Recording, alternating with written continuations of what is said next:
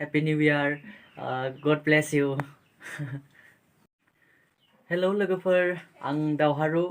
नैबे गोदान बोसोर 2022 आव आं नोंथांमोनखौ गासिखौबो बरायनाय जाबाय आरो लोगोसे देग्लायनि जितु निउ इयार नैबे गोदान बोसोरावहाय गासैनिबो साननाय हनायफ्रा जाफुंथों आरो लोगोसे आंनि साननाय हनायाबो जाफुंथों।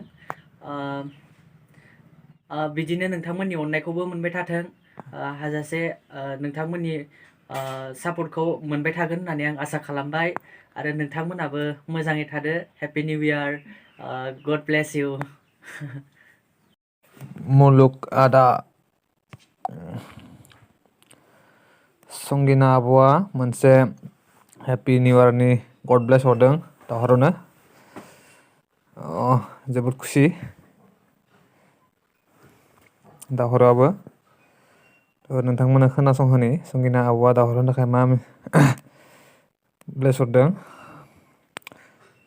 नैबेनो। हेलौ आगै दावहारु, हेपि निउ इयार। आं आब' संगिना। Happy new year madam. New इयारनि आंनि गोसो गोरबोनिफ्राय मेडामनिसिम गाहाम हामलायनायखौ जासिहरनाय थाबाय। Madam happy new year. बे भइस रेकर्डखौ आब'निफ्राय मोननानै जोबोद खुसि दावहारुआ। Thank you madam.